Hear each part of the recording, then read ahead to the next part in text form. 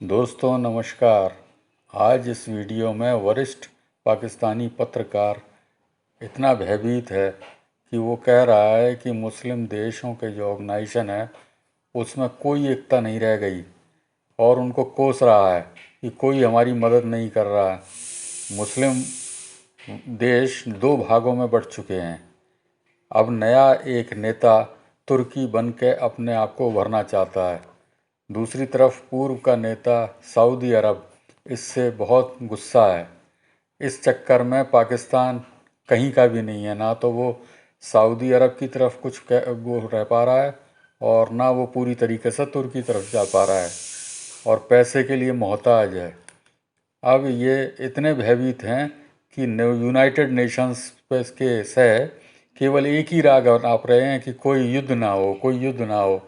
इनके युद्ध में जाने से इनकी हालत ख़राब हो रही है। आइए देखें इस वीडियो को। अब होने ये है उस्मान साहब कि ये जो सिचुएशन है, अब ये जो बैरूत का धमाका है, अगर मैं बता दूं, राज खोलने शुरू कर दूं या तो इस उम्मत में मजीद लड़ाई शुरू हो जाएगी। मैं नहीं जानना चाहता। वो उसका एक बहुत बड़ा एक इफेक्ट पड़ा है कुछ लोगों के ऊपर, जिसकी रिटेलिएशन कभी ना कभी आनी है। और वो रिटेलिएशन मुझे लगता है इसराइल की तरफ नहीं आएगी, रिटेलिएशन अपने कहीं और जाएगी। ये पेशबंदियां जो हो रही हैं, ये बेसिकली पेशबंदियां कोई नहीं हो रही। हर कोई अपनी अपनी सल्तनत को, अपने अपने मकान को, अपने अपने महल को बचाना चाहता है। सऊदी अरब भी अपनी सल्तनत बचाना चाहता है। यूएई कहता है मैं तो बहुत कमजोर हूं। 3-4 लाख की आपकी पॉपुलेशन, 97% लोग वो हैं जो बाहर से आए हुए हैं। जिस दिन पहला मिसाइल गिरा, खुदा ना खास्ता यूएई पे, सबसे पहले पाकिस्तानी फ्लाइट लेंगे, यहां पहुंच जाएंगे, इंडियन फ्लाइट लेंगे, जाके बॉम्बे में, दिल्ली में जाकर बैठ जाए। वो क्यों वॉर के अंदर वहां बैठेंगे? पहली बात है कि वॉर के अंदर उनको तनख्वाह कौन देगा, खाना कौन देगा, रोटी कौन देगा, शेल्टर कौन देगा उनके लिए? वो निकल तो 3 लाख के साथ आप मुल्क का दिफा तो नहीं आगे लेके चल सकते। तो फिर सारी सिचुएशन के अंदर where is OIC, Arab League, ये तो नहीं सर, बेमानी हो गई ना उस्मान साहब। ओआईसी जो है, देखिए मेरी बात सर, मैं कई दफा कहा है, आज मुझे बताएं, दुनिया में कम से कम 8 ऑर्गेनाइजेशंस हैं ऐसी लोकल बनी हुई। एक है ऑर्गेनाइजेशन अफ्रीकन यूनिटी। उनका सदर उन्होंने सड़क पे कुत्ते की तरह दोहराया था मोहम्मद गद्दाफी को। क्या किया उन्होंने? गाली मुसलमान को देनी है सिर्फ, ओआईसी के अंदर चलेगी। एजियान है जिसमें सारे के सारे फारिस के मुल्क हैं, जिसमें फिलीपीन है, जिसमें इंडिया है, जिसमें बर्मा है, जिसमें अगर रोहिंग्या के मुसलमान निकलते, क्या कर लिया उन्होंने उसका? अच्छा, उसके बाद आप आ जाएं, खुद अरब लीग को ले लें, छोड़ दें उसको। क्या कर लिया अरब लीग के अंदर? ये सारी की सारी जब शाम के अंदर चल रही थी, ये बाकी चीजें हो रही थी, कुछ भी नहीं। यानी मुझे कोई यूनाइटेड नेशंस जब 48-5 में बनी है, उसका मैंडेट ये था कि हम इस दुनिया के अंदर जंग को रोकेंगे। सेकेंड वर्ल्ड वॉर के बाद बड़ी जंग तो नहीं हुई, लेकिन छोटी जंग में इतने बंदे मर चुके हैं छोटी जंगों में कि सेकेंड वर्ल्ड वॉर से भी ज्यादा मर चुके हैं। सही। आपने वियतनाम वॉर को रोका, आपने फिलीपीन के अंदर उनको दाखिले को रोका, आपने चांग का शेख वाली लड़ाई को रोका, आपने अंगोला की लड़ाई को रोका, आपने वो जो क्या नाम अफगानिस्तान की लड़ाई को रोका। इराक में तो उसने खड़े होकर कॉलिन पावेल ने कहा था जहन्नम में गई यूनाइटेड नेशन, हम खुद जा रहे हैं, we are capable of enough, हम रिजीम चेंज करने के लिए जा रहे हैं। आपका अक़वाम मुत्तहिदा का रुकन था सद्दाम हुसैन। सही। तो असल मसला है कि ये जो हमारा सेकुलर तबका खड़ा है, किधर है ओआईसी? तो भाई किधर है यूनाइटेड नेशंस? गाली दे आर डिबेटिंग क्लब्स, कुछ भी नहीं।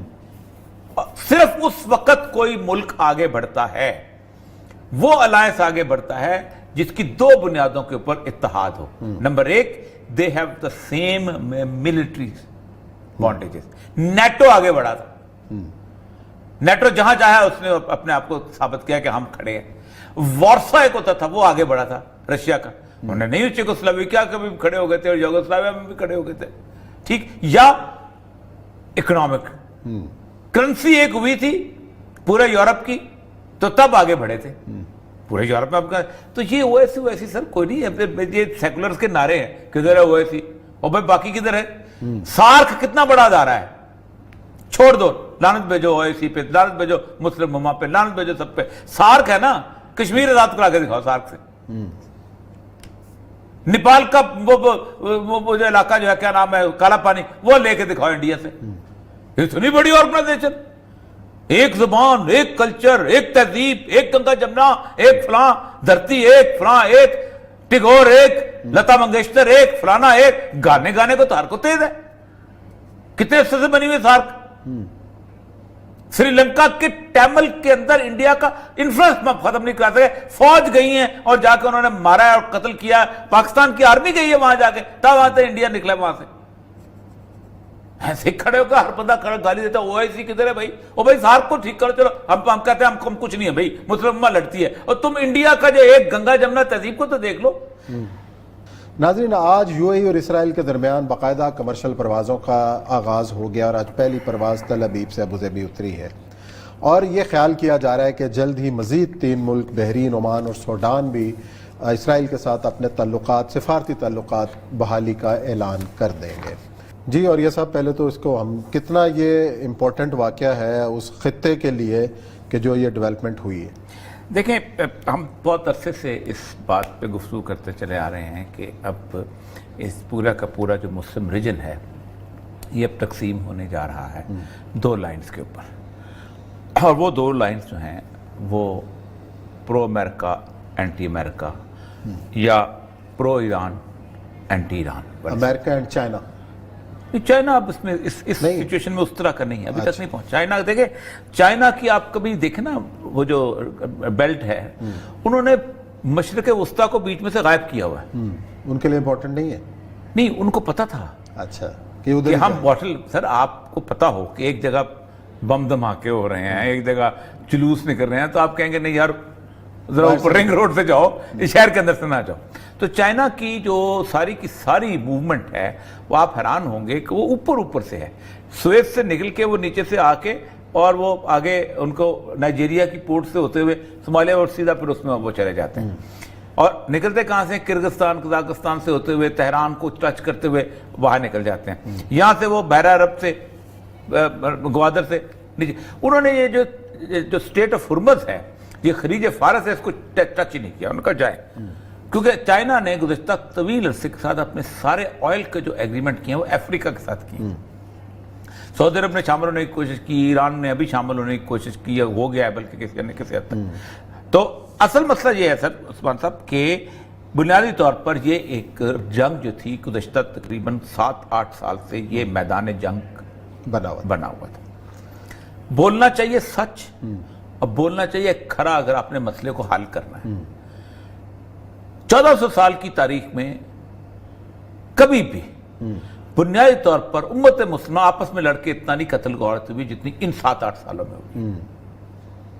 जंग जमल और जंग सफैन में चंद 1,80,000 उसके बाद कभी शिया सुन्नी लड़ाई इस तरह की नहीं हुई। ये बहुत बड़ी लड़ाई थी जिस लड़ाई ने दोनों तरफ के सूरत-ए-हाल को बिल्डअप कर दिया। उस खित्ते में कत्ल गारत हुई है। लेकिन अपडेट ले लेते हैं, हमारी दुबई से नुमाइंदा खसूसिया सादिया बासी, हमारा उनसे रब्ता बहाल हुआ है। अस्सलाम वालेकुम सादिया। वालेकुम अस्सलाम उस्मान साहब। सादिया, मैं ये पूछ रहा था कि जो आज ये जो डेवलपमेंट हुई है यूएई और इसराइल के दरमियान, ख़ास तौर पर जो यूएई का जो प्रेस है और मीडिया है उसने इसको किस तरीके से लिया है और इसको कितनी बड़ी कामयाबी करार दिया जा रहा है, और क्या इतलात हैं कि मज़ीद खित्ते के कई मुल्क भी इस डेवलपमेंट के अंदर शामिल होने वाले हैं यूएई के साथ? फिर ऑडियो ड्रॉप हो गई है, जरा चेक कीजिएगा क्या है बार बार। अच्छा, आपको याद होगा कि आज से तकरीबन 2 साल पहले इसराइल का वज़ीर आज़म था, ये गया था मस्कत उम्मान। मस्कत उम्मान में अबाजियों की हुकूमत है। ठीक है। अबाजी जो है ये खारजियों की एक किस्म है। अच्छा। हाँ, वाहिद हुकूमत है वो जो खारजी, और वो उन्होंने उनके साथ ताल्लुकात बनाए। सऊदी अरब जो है और ईरान, एक ज़माने में ये दोनों एक ही उस पर होते थे। यानी शाह ईरान जब तक था 1979 से पहले, तो 19 फ्लाइटें डेली इसराइल की और वीकली इसराइल की तेहरान थी और तेहरान से इसराइल जाया करती थी। आज भी टर्की की इस्तांबुल एयरपोर्ट से तल अबीब फ्लाइट आती है, जाती है, सब कुछ होता है, क्योंकि ये सारे अमेरिका ने इकट्ठे किए हुए थे सारे मुल्क। 1979 के रेवोल्यूशन के बाद हुआ ये कि वहां एक मुकम्मल तौर पे एंटी ज्यूइश पॉलिसी आई। सही है। मैं पिछले दिनों आज से को 2-3 दिन पहले एक बहुत बड़ी एक बंदे ने स्टडी किया, बेसिकली वो यहूदी है और ब्रुकलिन का नाम है, न्यूयॉर्क की कोलंबिया यूनिवर्सिटी में उसने स्टडी की है। और उसमें ज्यूश पॉपुलेशन जब वो रहती थी उसके बारे में उसका 3.5 लाख बंदे जो थे, बहुत उन्होंने फेस किया कि ईरान के अंदर हम तो अनसेफ हो गए। फिर उसने कहा कि उन्होंने उनमें से 70% जो है वो क्रिश्चियन हो चुके हुए, और वो जिस तरह क्रिश्चियन आपको पता है कि मुसलमान हुए थे जब वो वहाँ से निकले थे स्पेन से, और कुछ क्रिश्चियंस हो गए थे, तो वो लेकिन वो रहते वही हैं। और उन्होंने कहा कि उन्होंने उस रेवोल्यूशन का द सपोर्ट भी किया, ये वो बड़ा नहीं हो, एक टेंस सूरत हाल बिल्ट हो गई थी। लेकिन गुज़श्ता जो 7-8 साल हैं, इस 7-8 साल में ये होना था एक ना एक दिन, क्योंकि ज़ाहिर बात है कि आपकी प्रॉक्सीज जो हैं वो वॉर्स चल रहे हैं दोनों मुल्कों की। सही है। अब 2 साल पहले वो गया था नेतन्याहू वहां पर कि आप, और कहां से गया था? सऊदी अरब की एयर स्पेस को इस्तेमाल करके गया था, लेकिन चूंकि वो परमिशन दी गई थी one time to the person, इसलिए अभी हुआ ये था कि इस सारे सिनेरियो के अंदर जिस वक्त इनकी कतर के साथ लड़ाई शुरू हुई है, और कतर की लड़ाई बुनियादी तौर पर उसके साथ थी यूएई के साथ, और प्रिंस मोहम्मद वगैरह ने उसके कतर के तख्ता उलटने की कोशिश की और वो पकड़ा गया, और फिर उन्होंने सोचा कि ये तो हमारे खिलाफ बहुत बड़ी साजिश हो गई है, तो कतर ने एक ब्लॉक बनाया तुर्की के साथ, और तुर्की की अपनी एक सिचुएशन ऐसी है कि तुर्की ईरान के साथ भी नहीं चल पड़ता। तो ये ऐसी बेसिकली 1920 में उस्मान साहब जो उम्मत को तकसीम किया गया था नेशन स्टेट्स के हिसाब से, ये ईरान है, ये इराक है, ये सारे उसकी जंग लड़ रहे हैं। सही है।